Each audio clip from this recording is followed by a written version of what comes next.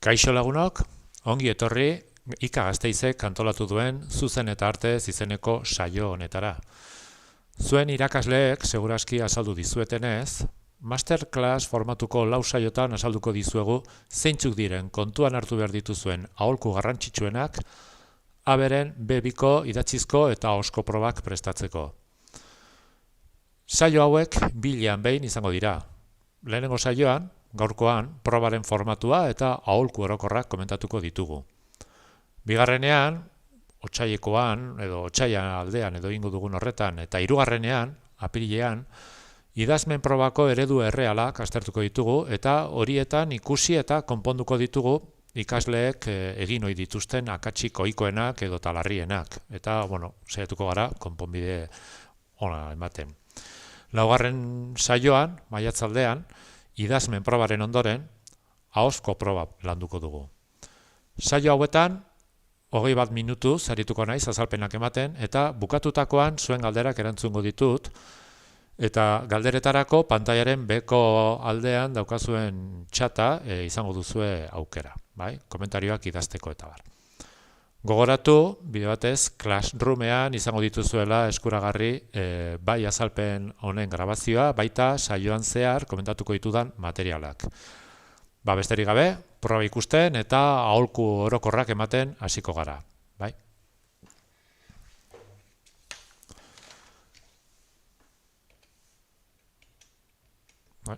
Barkatu. Lehenengo eta behin, argi eduki. Ez dago miraririk. Euskara proba gainditzeko, euskara maila ona eduki behar duzue. Ez dago lasterbiderik, ez hasi etxea teilatutik. Eta maila lortzeko orduak sartu behar dituzue euskara lantzen. Abek berak, bere kurrikulumean, aurrikusi zituen orduak edo B batetik aurrera, B2 maila, hizkuntza maila lortzeko, ikusten duzuenez, 350 bat ordu. Eta gure ikastaroek urritik ekainera 2 ordu astean ematen, ez dira iristen kopuru horretara. Bai? Beraz, bide luzea da egin behar duzuena. Bai? Baina ez hori bakarrik, ez da nahikoa klaseko lana, irakaslearekin egingo duzuen lana. Zuen kabuz ere, bakarlanean, beste 250 bat ordu aurrikusten ditu abek egiteko, zenbat eta gehiago, hobe. Beraz, euskaltegian ematen duzuen adina denbora sartu beharko duzue zeuen kabuz, euskaraz irakurtzen, entzuten, mintza praktikan, bai? Nola? Lehenengo, maila lortu, eta gero proba prestatzeko, gomendatzen dizuguna da irakurri. Irakurri eta irakurri. Paperean edo online, bai? Hor dauzkazue, 11 aukera zuen euskara lantzeko, bai? Baina zer irakurri dezakezuen?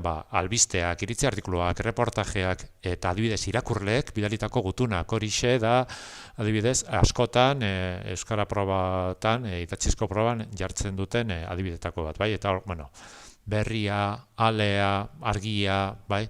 11 aukera daukazue, zuen irakurmena lantzeko, bai? Gainera hori izango da batetik, erreferentziak hartuko dituzue, ideiak edo hartuko dituzue, eta gero, hizkuntz forma horiek, poliki-poliki, hizkuntz forma horietaz edo jabetuko zarete eta asimilatuko dituzue. Eta gero, iaia konturatu gabe, erabiliko dituzue, idazten, bai, idatzi eta idatzi egin beharko duzue, bai, klasean eta zuen kabuz ere praktikatu behar duzue, izan ere, dakizuenez, hor jarri dugun bezala, eroriz ikasten da oinez, bai, praktikatu behar duzue, akatsak egin, eta gero akatsoietatik ikasi, hausnartu, eta importantea dena, berri datzi, gero, irakasleak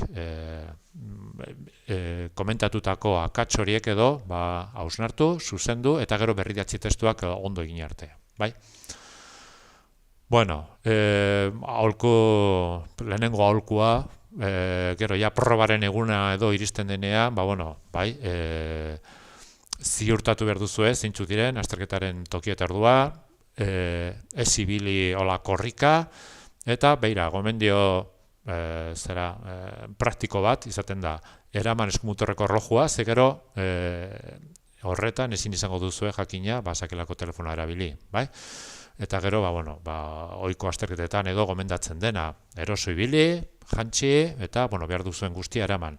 Importantea, bai? Bestela, ez dizuete sartzen utziko, edo, komeriak egon daitezke, hortarako, bai? Lehenengo eta behin ere, ikusiko dugu nolakoa den, B2ko proba idatzia, bai? Dakizuenez,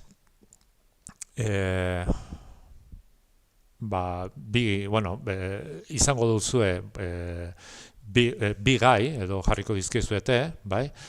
Eta horietako bat aukeratu beharko duzue, bai? Gero idazlana egiteko. Idazlan horretan, hemen agertzen den bezala, 200 hitz idatzi behar duzue gutxienez. Eta hortarako, daukazuen denbora, 75 minutu, ordu eta laurden, bai? Orduan, erronka, desafioa ez da txikia, bai? Eta horregatik edo praktikatu egin behar da, bai? Baina, behin euskara maila lortuta, errazago egingo zaizue, bai? Gero sartuko gara, ebaluazio irizpide horietan, nola zuzenduko dizueten idazlana, bai? Zeren arabera, bai? Baina, ikusiko duzue, hor daudela bi gai, hauek bide batez atera ditugu ikasbiletik bertatik, hauek daukan dokumentu biltegitik, eta okeres banago, 2019ko probakoa da, bai? Hor, lehenengo beti ematen dizuete egoera bat, bai? Rol bat emango dizuete, adibidez, lehenengoa irakurtzen badugu, txirrindulari elkarte bateko ordezkaria zara, eta azken bola honetan, txirrindularien istripuen kopuruak gora egin du, bai? Elkartekideok kezkatuta zaudete, bai? Hori dela eta egoera, egunkari batean salatu eta iritzia eman nahi duzue, orduan. Hori egoera izan da, joango zarete ja, eginkizun komunikatibo hortako elementu guztiak edo barneratzen eta asimilatzen, bai? Zuek irakurriko duzue. Eta, egitekoa hor daukazue, azaldu zuen kezkaren arrazoia, adierazi zergatik egin duzuen gora istripu kopuruak, salatu, adierazi zen neurri, non, gutun batean, elkarteren izenean, egunkarira bidaliko duzuena, bai? Irakurlei zuzenduta, bai? Gero gehiago sartuko gara probaren formatu honetan, eta hor daukazua beste egoera bat, bai? Ikasle zaratatsuak alokairuzko etxe bizitzetan, beste egoera bat eta beste egiteko bat, bai? Gero itzuliko gara proba honetan eskatzen diguten kontu horretara, bai? Orduan, zer egin behar duzue?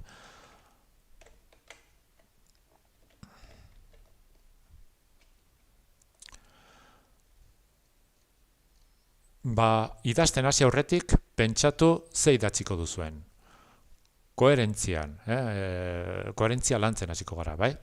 Ondo irakurri behar dituzue, proposatuko dizkizueten bi gai horiek, eta aukeratu errazten azuentzat, bai? Lehen ikusi dugu egunkariari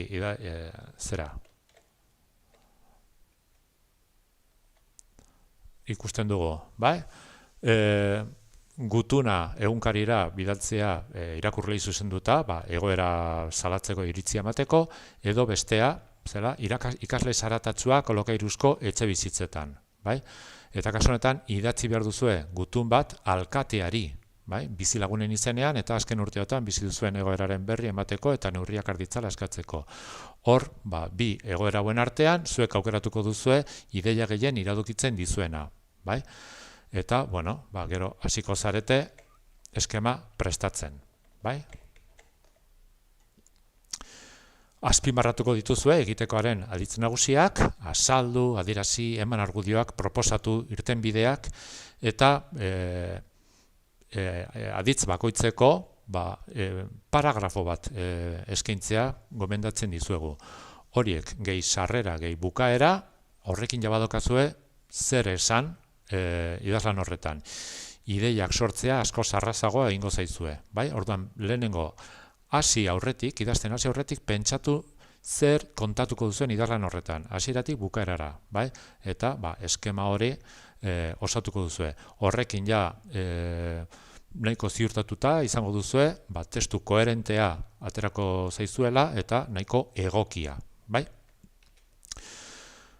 Egokitasunaz ari garela, beste gomendio bat da eginkizuna sinetsi, hau da, benetan sinestu, eman aukeratu duzuen rola, bai? Nor zareten, nola zaudeten, nor idatzi behar diozuen, bai? Nola konbentzituko dituzu edo duzu irakurleak, bai?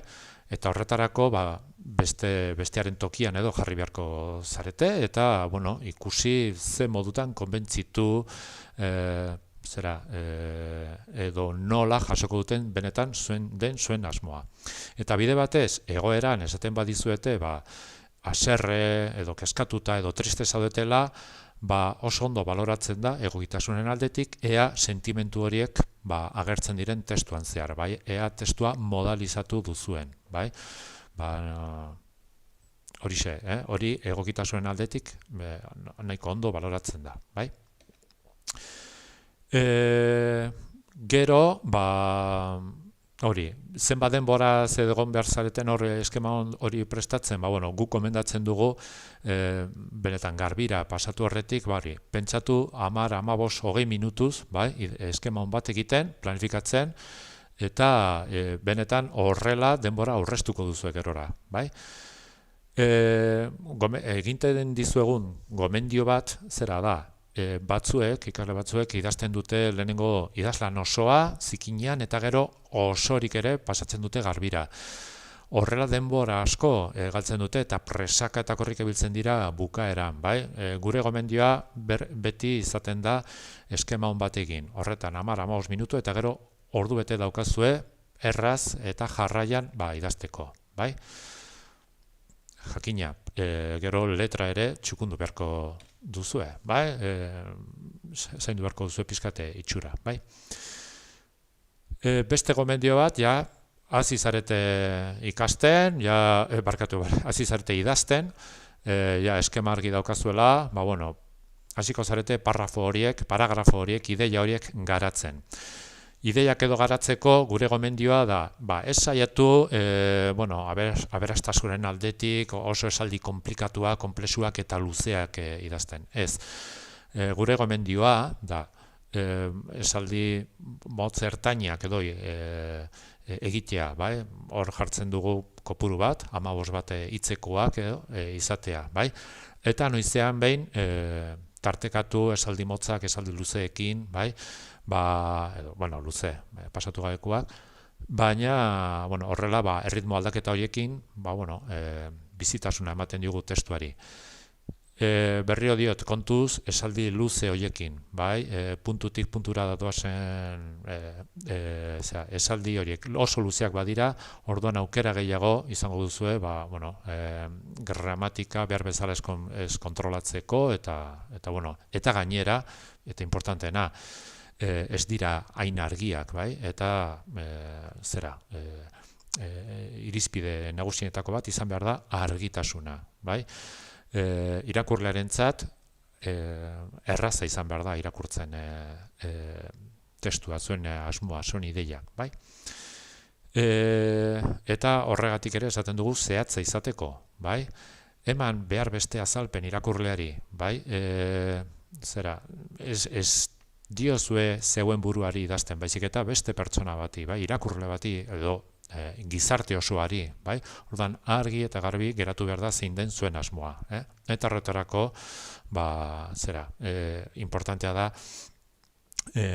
oso ondo kontrolatzen duzuen lexiko eta egiturak edo erabiltzea, bai? Ez estrenatu, horre esaten duen bezala, zapata berririk hor, bai? Ez atera ikasitako azken subjuntiboa, azken aditz forma konplexu hori, bai?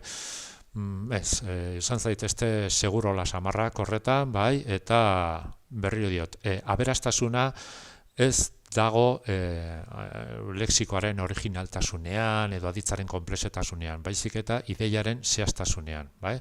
Saiatu zaitezte argiak izaten. Eta, hor badago beste gomendio bat, kontuz lokaiulitisekin, batzuetan pentsatzen dugu lokailu asko sartu behar ditugula, zoro moduan, bai, eta horrela, aberatsagoa dela gure testua, kontuz, eta batez ere jarri dugu, hau da, eta hots, zera lokailuak askotan oso traizioneroak direla eta arazoak ematen dizkigutela, bai? Orduan, kontrolatzen, oso ondo kontrolatzen ez badituzue, bilatu beste modu bat esaldiak lotzeko, bai? Bueno, errepasatu, noizean behin, nola idazten ari zareten, idatzi bitartean, eta konprobatu esaldia zuek eta beste batek ere ondo uler dezakela. Zeuek trabatuta geratzen bazarete, seinale txarra, bai? Orduan, saiatu hori, argi idazten, edo zeinek ulertzeko modukoa. Komunikagarritasuna, esaten dugun bezala, behin eta berriz, komunikagarritasuna da irizpide nagusienetako bat, bai? Orduan, beti jar zaitezte irakurlearen tokian, urrundu pixka testutik eta ea besteren batek ondo ulertuko lukeen zuek idatzitakoa, bai? Eta bestela, aldatu egitura edo forma, bai? Eta beste gomendio bat edo, idazlanaren azken zatietan edo eutsi konzentrazioari, bai? Segurazki nekatuta egongo zarete, edo presaka bukatu nahi duzue, azken zati horretan ere, importantea da konzentrazioari eustea eta zaintzea batetik zuzentasuna, jakina, eta eskatu dizueten helburu nagusia betetzen ari zaretela, bai?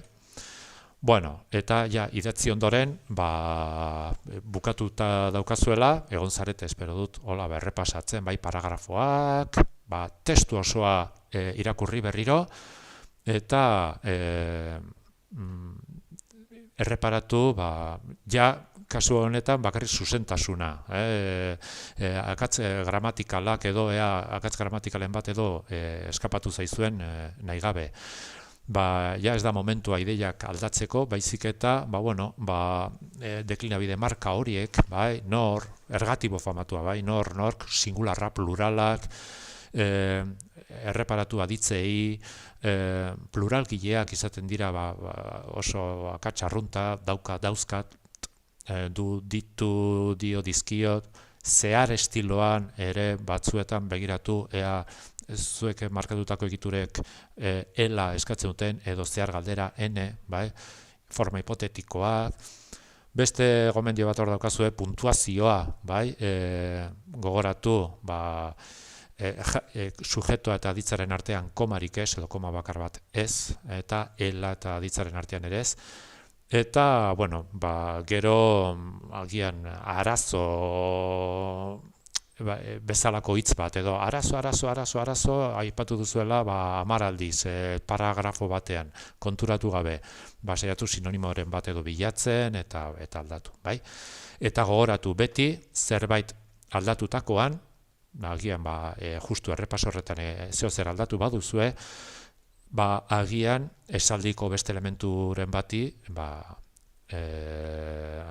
eregin diola, eta agian beste elementuren bat edo aldatu beharko duzuela, bai?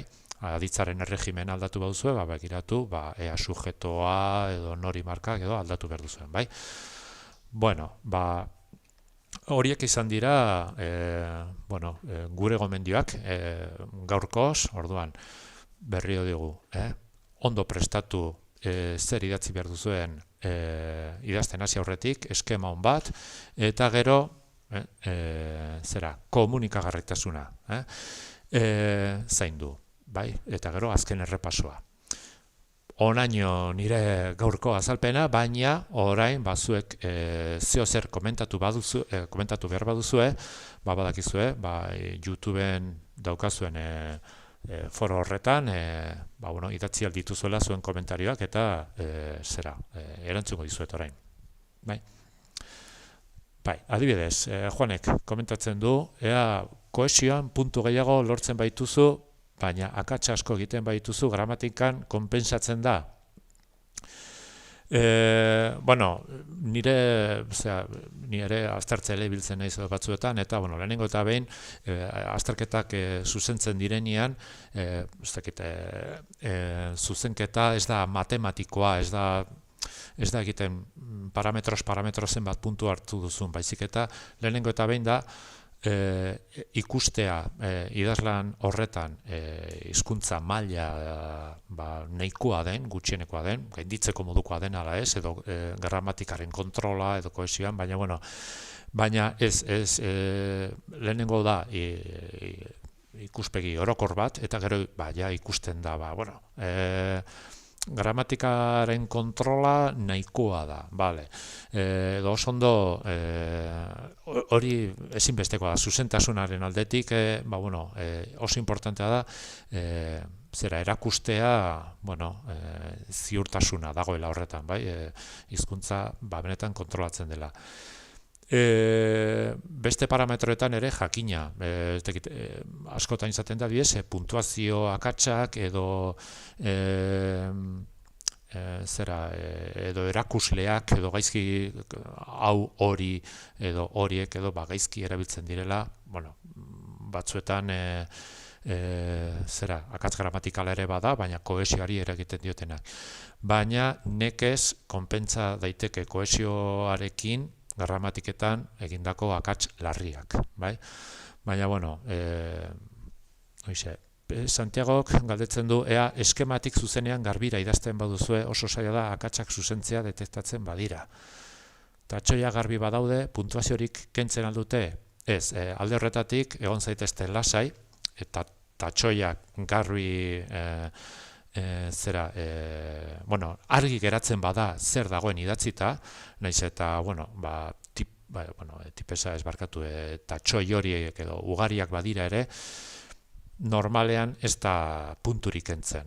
Nik behintzat edo hori edo ez dut baloratzen, bai? Ulertzen dugu, empatizatzen dugu azterketariekin, eta normalean horiek ez dira kontuan hartzen, bai? J izeneko batek, gomendio horiek balio dute ze bat azterketa gainditzeko, jakina, aurrekoan ere, agian ez zaudete matrikulatuta, baina, gomendio hauek, beti, edozein azterketetarako balio dute, C2ko azterketetarako ere balioko lukete, bai? Guk C2ko azterketak ere egin ditugunean, irakasleok edo, holakoa kontuan hartu ditugu, bai eskemarena, bai ondo asimilatu egokitasunaren aldetik, ze eginkizun bidali diguten, horri erantzuten zehatzen gara, eta jakina errepasoarena ezinbestekoa da, bai? Hori B2, C1 eta C2 ere bai. Santiago berriro galdetu du, ea ez dut uste eskema egiteko denbora eta zikin idazteko denbora edukiko denik. Berriro diote, zikin idaztearena, zikinean idatzi parrafo edo esaldi solteak, bai, probatu, bai, ez dakite, ezesko esaldi bat edo idazten ari zaretela, edo hori probatu, baina ez egin idazlan osoa zikinean gero garbitzeko, bai? Gero hemen bakoitzak dauka bere estiloa eta bakoitzak ikusi behar du nola ateratzen zaion ondoen.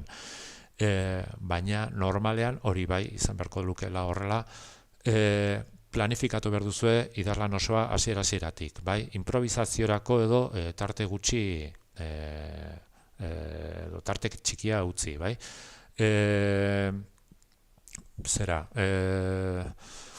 Hori, hobe da eskema on bat egitea, eta horrela gainera ziurtatuko duzue, koherentiagoa aterako zaizuela testua, bai? Oiane galdetzen du, ea, ezabatzen den boligrafoa edo tipesa erabili dezakezue? Bai, garai batean, ezabatzen ziren horietakoak ez zituzten gomendatzen, gero eskanatzerakoan ez dakiz emakin erabiltzen zuten eta tinta borratzeko arriskua zegoela, baina gaur egun azken urte hauetan behintzat ez dute oztopori jartzen horretarako. Bakarrik eskatzen dute boligrafo beltza edo urdina izatea, ez du balio boligrafo gorria jakina edo berdea, bai, eta arkatzez ere ez izan behar da boligrafoz, eta, hor ja, erosoen edo gertatzen zaizuena. Eta tipesa ere, erabiltzea jakina, Marisolek ere galdetzen duen bezala, tipesa erabiltzea ere badago, bai? Da gomendio eta gomendio horietako bat kendu nahi dut pantalla. Hola, bai, hobeto ikusteko, ari nintzen beste pantalla bati begira. Tipesarena, bai, azterketaren tokira zer eraman. Nik gomendatuko nizueke eramateko batez ere estresa kenduko dizuen edo guztia, bai, orduan lasai egoteko moduko, adibidez, boligrafo bat daramazuela, eraman beste bat, bazpa ere, justu idalaren erdian bukatzen bazaizue tinta, beste bat edo izateko tipesarekin ere, ikusten baduzue tipesa asko erabiltzeko azaretela, eraman. Katarra baldin baduzue, eraman zapi bat, eta horrela, mukiekin ere ez duzue zertan keskatu. Orduan, egun horretara, zehetu aurrikusten, ze arazo izan ditzakezuen, ezta? Baina bai, tipesa erabiltzeko arazorik ez. Eta, dago akatsen larritasuna edo errore kopurua zigortzeko baremorik. Begira, Santiago galdetu du, kasu horretan komunikazioa oztopatzen duten edo komunikazioa oztopa dezaketen akatsak izatea, bai? Eta, aditzaren aspektoa, bai? Zu irakurle bezala jarri behartzara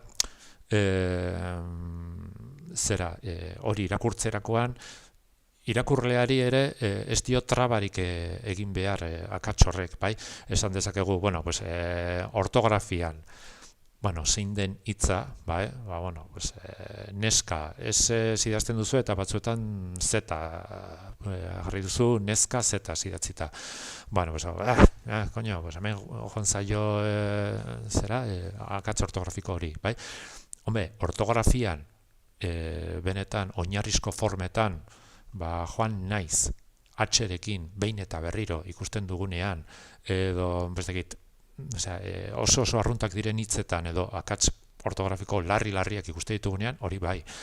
Baina, hor batez ere neurtzen duguna da, ea akats sistematikoa den, behin eta berriro egiten den, akats larria edo oinarrizko formetan izaten den, eta akats horiek esaldiaren edo testuaren edo ulermenari traba egiten dioten.